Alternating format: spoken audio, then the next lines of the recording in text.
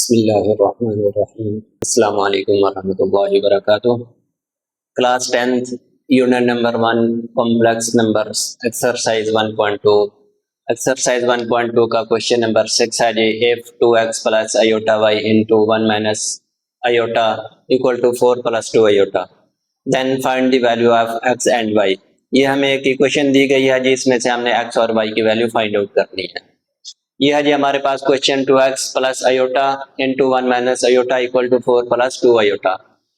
इनको मल्टीप्लाई करते हैं ये 2x 1 के साथ मल्टीप्लाई हुआ, हमारे पास 2x आ गया। 2x आयोटा के साथ मल्टीप्लाई हुआ तो ये 2 आयोटा x आ गया। ये इसके साथ प्लस है, इसके साथ नेगेटिव है तो प्लस माइनस माइनस आ जाएगा, माइनस 2 आयोटा x आ जाएगा। और आगे प्लस आयोटा y 1 के साथ मल्टीप्लाई हुआ तो हमारे पास आयोटा y आ गया। और आयोटा y नेगेटिव आयोटा के साथ मल्टीप्लाई हुआ तो आयोटा स्क्वायर, तो ये नेगेटिव आयोटा स्क्वायर y आ गया। ये वाली वैल्यू सेम हमने वैसे की वैसे लिख दी। ये हमारे पास 2x आ गया, इसमें भी आयोटा और इसमें भी आयोटा, दोनों में कॉमन है वो हमने कॉमन लिख लिया। ये नेगेटिव 2x और ये हमारे पास पॉजिटिव y आ गया। ये नेगेटिव 2x पॉजिटिव y और आयोटा इन दोनों में कॉमन आ गया। और ये हमारे पास नेगेटिव आ गया, iota square equal to negative 1। ये हमें पहले पता है जी, iota square equal to negative 1 के बराबर होता है, वो हमने लिख लिया। और साथ में हमने y लिख लिया इक्वल टू 4 प्लस 2 आयोटा। ये आ गया जी 2x, ये माइनस माइनस प्लस हो गया, y 1 के साथ मल्टीप्लाई होके प्लस का y आ जाएगा। y 1 के साथ मल्टीप्लाई होगा तो y ही आएगा। ये प्लस का y हमने साथ में लिख लिया 2x और प्लस का y, 2x plus y plus ये 2x plus y into iota, साथ में हमने लिख लिया 4 प्लस 2 आयोटा। अब ये हमारे पास रियल पार्ट्स जो हैं वो अलग हो गए और इमेजिनरी पार्ट्स जो हैं वो हमारे पास अलग हो गए। By comparing real and imaginary parts of both side, दोनों साइडों के रियल और इमेजिनरी पार्ट्स हमने कंपेयर करने हैं। ये हमारे पास रियल पार्ट है लेफ्ट हैंड साइड का और ये हमारे पास रियल पार्ट है राइट हैंड साइड का, दोनों को हमने इक्वल लिख लिया। और इसी तरह ये इमेजिनरी पार्ट है हमारे पास लेफ्ट हैंड साइड का और ये इमेजिनरी पार्ट है हमारे पास राइट हैंड साइड का, इनको भी हमने इक्वल लिख लिया। 2x plus Y equal to 4, इसे इक्वेशन नंबर 1 का नाम दे दिया। और negative 2x plus Y equal to 2, इसे हमने इक्वेशन नंबर 2 का नाम दे दिया। जब इक्वेशंस में से x और y की वैल्यू मालूम करनी होती है तो या तो हमने उनके x कोफिशिएंट को इक्वल करना होता है या y कोफिशिएंट को इक्वल करना होता है। इसके x कोफिशिएंट भी इक्वल हैं और y कोफिशिएंट भी इक्वल है। अब या तो हम इनको ऐड करेंगे या सब्ट्रैक्ट करेंगे। अगर हम इनको ऐड करेंगे तो ये x की वैल्यू कट जाएगी और y की वैल्यू बचेगी, और अगर हम इनको सब्ट्रैक्ट करेंगे तो y की वैल्यू कट जाएगी और हमारे पास x की वैल्यू बच जाएगी। तो हमने इन्हें ऐड कर दिया। Add equation number 1 and equation number 2। ये इक्वेशन नंबर 1 हमने लिख ली 2x plus Y equal to 4 और नीचे हमने इक्वेशन नंबर 2 लिख दी negative 2x plus Y equal to 2। इनको हमने ऐड करना है जी। ये 2x प्लस का है, ये 2x नेगेटिव का है, ये कैंसिल हो गए। ये प्लस y और ये भी प्लस y, ये प्लस 2y हो गए और साथ में 4 प्लस 2 ये हमारे पास 6 हो गए। 2y equal to 6। ये y इस साइड पे मल्टीप्लाई है, दूसरी साइड पे ये जाके डिवाइड हो जाएगा। 2 1 2, 2 3 6, तो ये हमारे पास y इक्वल टू 3 आ गया। और ये वाली value put y equal to 3 in equation 1। ये y की वैल्यू हमने इक्वेशन नंबर 1 के अंदर पुट कर दीजिए। 2x प्लस 3 इक्वल टू 4, ये y की वैल्यू हमने पुट कर दी। ये 3 इस साइड पे पॉजिटिव का है, दूसरी साइड पे नेगेटिव का हो जाएगा। 4 माइनस 3, 4 से 3 गए, हमारे पास 1 बच गया। 2x इक्वल टू 1 आ गया। ये 2 मल्टीप्लाई का है, दूसरी साइड पे डिवाइड हो जाएगा तो x इक्वल टू 1/2। तो ये इक्वेशन हमें दी गई थी जिसमें से हमने x और y की वैल्यू फाइंड आउट करनी थी, तो हमने x की वैल्यू भी फाइंड आउट कर ली और y की वैल्यू भी फाइंड आउट कर ली। x इक्वल टू 1/2 और y इक्वल टू 3। एक्सरसाइज 1.2 का क्वेश्चन नंबर 7 है जी। Find the value of a and b if a plus b iota into 1 plus 3 iota equal to negative 8 plus 11 iota. ये हमें एक equation दी गई है, इसमें से हमने a और b की वैल्यू फाइंड आउट करनी है। हमने ये इक्वेशन लिख लीजिए a plus b iota into 1 plus 3 iota equal to negative 8 plus 3 iota. हम मल्टीप्लाई करते हैं जी, ए को 1 के साथ मल्टीप्लाई किया, हमारे पास ए आ गया।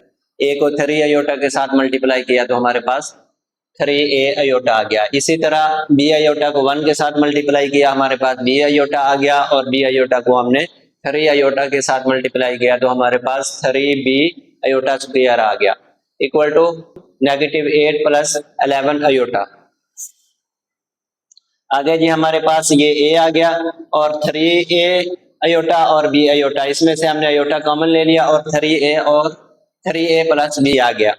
इसी तरह आगे जी प्लस 3b आयोटा स्क्वायर हमारे पास है जी -1। पीछे हम पढ़ चुके हैं जी आयोटा स्क्वायर बराबर होता है -1 के, वो हमने लिख लिया जी आयोटा स्क्वायर इक्वल टू -1। ये वाली वैल्यू हम सेम वैसी की वैसी लिख देंगे। आगे हमारे पास है जी a, ये प्लस माइनस मल्टीप्लाई होंगे तो माइनस आ जाएगा 3b, ये हमने लिख दिया a माइनस 3b, और ये साथ में लिख दिया 3a प्लस b और iota equal to -8 plus 11 iota. हमारे पास रियल पार्ट्स और इमेजिनरी पार्ट अलग अलग हो गए। अब हम दोनों साइडों को कंपेयर करेंगे। Comparing the real parts and imaginary parts of both side, दोनों साइडों के रियल और इमेजिनरी पार्ट्स हमने कंपेयर करने हैं। तो ये रियल पार्ट है लेफ्ट हैंड साइड का और ये रियल पार्ट है राइट हैंड साइड का, ये दोनों इक्वल है। ये इमेजिनरी पार्ट है लेफ्ट हैंड साइड का और ये इमेजिनरी पार्ट है राइट हैंड साइड का, ये दोनों आपस में बराबर हैं, इनको हमने बराबर लिख दिया। अब हमारे पास है जी a minus 3b equal to -8, इसे इक्वेशन नंबर 1 का नाम दिया, और 3a plus b equal to 11, इसे हमने इक्वेशन नंबर 2 का नाम दिया। इनको हमने ऐड करना है या इनको सब्ट्रैक्ट करके इनमें से a या b की वैल्यू हमने फाइंड आउट करनी है। तो ये a और b की वैल्यू तब फाइंड आउट हो सकती है जब a या b दोनों में से किसी एक की वैल्यू हमारे पास बराबर हो। यहाँ a की वैल्यू भी बराबर नहीं है और b की वैल्यू भी बराबर नहीं है। a और b की वैल्यू, किसी एक की वैल्यू बराबर करने के लिए हम किसी नंबर के साथ मल्टीप्लाई कराएंगे। तो b की वैल्यू बराबर करने के लिए हमने 3 के साथ मल्टीप्लाई करा दिया इक्वेशन नंबर 2 को, multiply equation number 2 by 3, equation 2 को 3 के साथ मल्टीप्लाई कराया तो ये हमारे पास 3 मल्टीप्लाई बाई 3 9 आ गए, और ये अकेला भी है तो ये हमारे पास 3 भी आ गया, इक्वल टू ये 11 है, 3 के साथ मल्टीप्लाई हो गए 33 आ गया। इसे हमने इक्वेशन नंबर 3 का नाम दे दिया। अब हमारे पास इक्वेशन 3 में b की वैल्यू और इक्वेशन 1 में b की वैल्यू बराबर है, तो अब हम इन्हें ऐड करेंगे या सब्ट्रैक्ट करेंगे। ऐड उस वक्त होते हैं जब दोनों वैल्यू अपोजिट हो, और सब्ट्रैक्ट उस वक्त होते हैं जब दोनों वैल्यू सेम हो। तो ये दोनों वैल्यू अपोजिट हैं, ये प्लस का 3b है और ये नेगेटिव का 3b है, ये दोनों वैल्यू अपोजिट है तो हम इनको ऐड करेंगे। Add equation number 1 and equation number 3। Equation number 1 और इक्वेशन नंबर 3 को हम ऐड करने लगे जी। a plus 3b equal to -8 और 9a plus 3b equal to 33, ये हमारे पास इक्वेशन नंबर 3 है और ये हमारे पास इक्वेशन नंबर 1 है। दोनों को ऐड करने लगे हैं। 9a प्लस a हमारे पास 10a हो गया, और ये 3b नेगेटिव का, ये 3b प्लस का, ये दोनों कैंसिल हो गए। ये 33 प्लस का है और 8 हमारे पास नेगेटिव का है, तो ये हमारे पास आ गया जी 25।